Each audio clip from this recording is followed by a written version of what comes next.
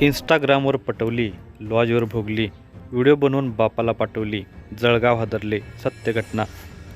तरुण वय हे वाहत्या पाण्यात लपलेल्या खडकावरील शेवाळाप्रमाणे निसरडे असते. ज्याप्रमाणे पाण्यात लपलेल्या शेवाळावरून कधी पाय घसरेल हे समजत नाही, त्याप्रमाणेच विशेषतः वयात आलेल्या मुलींचे पाय कधी घसरतील, अर्थात चुकीच्या मार्गाने कधी जातील हे सांगता येत नाही.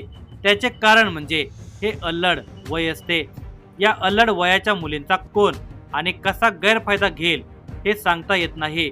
या वयामध्ये बुद्धी परिपक्व नसली तरी शरीर तारुण्याच्या उंबरठ्यावर परिपक्व होण्यासाठी उभे असते. नेमक्या याच संधीचा फायदा घेत त्यांची फसवणूक होण्याची दाट शक्यता असते. अशीच फसवणूक झाल्याची घटना जळगाव येथे उघडकीस आलेली आहे. बुलढाणा येथील एका तरुणीने सोशल मीडियावर मैत्री करून एका तरुणीवर ब्लॅकमेल करत अत्याचार केला. वारंवार होणाऱ्या अत्याचाराने हतबल झालेल्या तरुणीने अखेर पोलीस ठाण्यामध्ये धाव घेतली. पोलिसांनी त्याच्या मुसक्या आवळलेल्या आहेत. या दुर्दैवी घटनेचा सविस्तर वृत्तांत पुढे पाहण्या अगोदर जर तुम्ही या चॅनेलवर जर नवीन असाल तर प्लीज आपल्या या मराठी चॅनेलला नक्की सबस्क्राईब करा. ऐश्वर्या ही अवघी 23 वर्षाची वयात आलेली तरुणी जळगाव जिल्ह्याच्या एरंडोल या तालुक्याच्या ठिकाणी राहून शिक्षण घेत होती. तिला मोबाईल हाताळण्याचे वेळ होते. मोबाईलवरील विविध सोशल मीडिया प्लॅटफॉर्मवर विशेषतः इंस्टाग्रामवर ती अधिक सक्रिय होती. गेल्या वर्षी जून 2024 मध्ये ऐश्वर्याने च्या बहिणीच्या वाढदिवसाची स्टोरी इंस्टाग्राम या सोशल मीडिया प्लॅटफॉर्मवर ठेवलेली होती. ती स्टोरी बुलढाणा जिल्ह्याच्या खामगाव तालुक्यातील बोरजवळा येथील रहिवासी विश्वजित विठ्ठलसिंग सिसोदे या तरुणाने पाहिली. तेव्हापासून त्याने तिला मेसेजेस करून तिचा मोबाईल क्रमांक मागण्यास सुरुवात केली. सुरुवातीचे काही महिने ऐश्वर्याने त्याच्या मेसेजकडे दुर्लक्ष केले. मात्र विश्वजितने वारंवार तिला मेसेजेस करून तिच्या मोबाईल क्रमांकाची मागणी सुरूच ठेवली. अखेर ऐश्वर्याने तिचा मोबाईल क्रमांक अनोळखी विश्वजित यास दिला आणि अल्लड वयात तिचा पाय एक प्रकारे घसरला असेच म्हणावे लागेल. तिचा मोबाईल क्रमांक मिळताच विश्वजितने तिच्यासोबत बोलण्याचा सपाटा सुरू केला होता. सुरुवातीचे काही दिवस मोबाईलवर बोलणे झाल्यानंतर त्याने तिला प्रपोज करत तिला भेटण्याचा आग्रह धरला. ऐश्वर्याला आपल्यासोबत बोलण्यात गुंतवून ठेवण्यात तो हळूहळू यशस्वी झालेला होता. तीही कमी अधिक प्रमाणामध्ये त्याच्यासोबत बोलण्यात भडकलेली होती. ती त्याच्यासोबत मोबाईलवर चॅटिंग करू लागली होती. तो तिच्यासोबत प्रेमाच्या गोष्टी करू लागला. तीही त्याच्यासोबत प्रेमाच्या गोष्टी करू लागली. तिच्यासोबत झालेले चॅटिंग त्याने हेतू परस्पर दुष्ट हेतूने त्याच्या मोबाईलमध्ये जतन करून ठेवले. प्रत्येक वेळी तो तिला शिकत असलेल्या महाविद्यालयात येऊन प्रत्यक्ष भेटण्यासाठी आग्रह करू लागला. माझा मावस भाऊही मी शिकत असलेल्या महाविद्यालयामध्ये शिकत असून मी माझ्या आईसोबत राहते, त्यामुळे आपली भेट योग्य होणार नाही असे तिने त्याला फोन आणि चॅटिंगच्या माध्यमातून बजावले. तरी तो तिला भेटण्यासाठी आग्रह करू लागला. आपण एरंडोल येथे भेटू शकत नसल्यास पर्याय म्हणून जळगाव येथे हॉटेलमध्ये भेटू. जळगावला हॉटेलमध्ये आपल्याला कोणी ओळखणार नाही आणि आपल्या भेटीत व्यत्यय येणार नाही असे तो तिला म्हणू लागला. एके दिवशी त्याने जळगाव MIDC परिसरातील एका हॉटेलची रूम त्याच्या नावावर बुक केली. त्या हॉटेलमध्ये त्याने तिला बोलावले. त्याच्यावर विश्वास ठेवून ती त्याला भेटायला गेली. पण त्याच्या मनात काय आहे याचा तिला अंदाज आलेला नव्हता.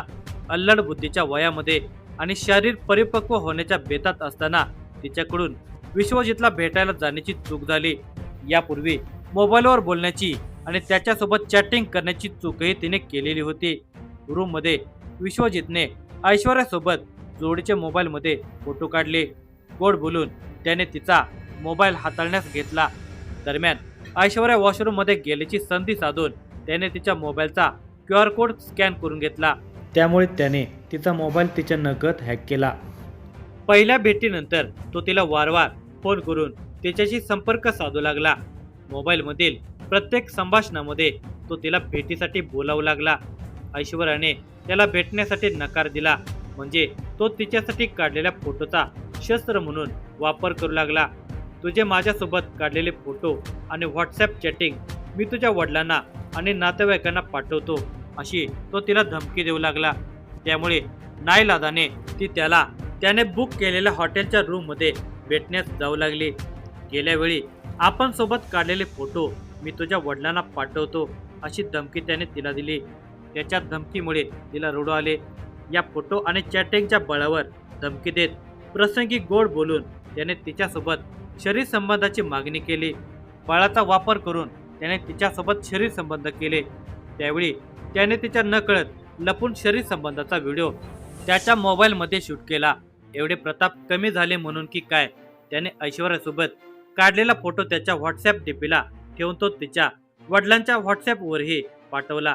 त्याने तिला फोन करून तिचा मोबाईल गेल्या वेळी हॉटेलमध्ये हॅक केला आहे, त्यामुळे तिच्या मोबाईलमधील सर्व कॉन्टॅक्ट त्याच्याकडे असल्याचे सांगितले. त्याचे बोलणे ऐकून ती मनातून प्रचंड घाबरली होती. तुझ्या मोबाईल कॉन्टॅक्टमधील सर्वांना मी आपले फोटो आणि व्हिडिओ पाठवतो अशी त्याने तिला धमकी दिली. त्यामुळे नाईलाजाने तिला त्याच्यासोबत बोलणे सुरू ठेवावे लागले. आता तुला माझ्यासोबत लग्न करावे लागेल अशी नवीनच धमकी त्याने तिला देण्यास सुरुवात केली. मला तुझ्यासोबत लग्न करण्याची अजिबातच इच्छा नाही असे तिने तिला स्पष्ट शब्दात सांगितले. मात्र तो जुमानण्यास तयार नव्हता. तो तिला म्हणाला, तू मला ओळखत नाहीस, माझा पूर्व इतिहास तुला माहिती नाही, मी एक गुन्हेगार आहे, लोक मला घाबरतात.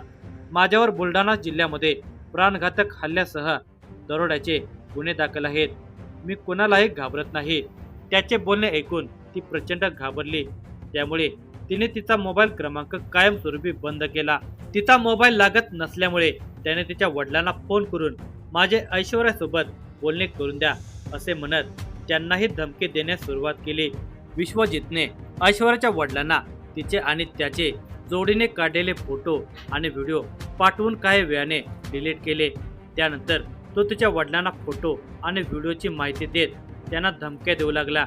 मी तुमच्या मुलीचे लग्न होऊ देणार नाही, तुम्हाला फाशी घ्यायला लावेन अशा स्वरूपाचे धमक्यांचे मेसेज बघून ऐश्वर्याचे वडील वैतागले. एवढे कमी झाले म्हणून की काय, त्याने तिची आत्या आणि चुलत बहीण यांनाही फोटो आणि व्हिडिओ पाठवून काही वेळाने डिलीट केले. अखेर वैतागून तिने या घटनेचा सोक्षमोक्ष लागण्यासाठी MIDC पोलीस स्टेशन गाठत पोलीस निरीक्षक संदीप पाटील यांची भेट घेत आपली व्यथा कथन केली. शनीपेठ पोलीस स्टेशनच्या पोलीस उपनिरीक्षक प्रिया दातेर यांच्या समक्ष पीडित ऐश्वर्याची फिर्याद घेण्यात आली. तिने दिलेल्या फिर्यादीनुसार संशयित विश्वजित सिसोदे विरुद्ध गुन्हा रजिस्टर नंबर 387/2025 भारतीय न्याय संहिता कलम 64(1), 351(2), 351(4), 352 प्रमाणे गुन्हा दाखल करण्यात आला. या गुन्ह्याचा पुढील तपास पोलीस निरीक्षक संदीप पाटील यांच्या मार्गदर्शनाखाली पोलीस उपनिरीक्षक अशोक काळे करत आहेत.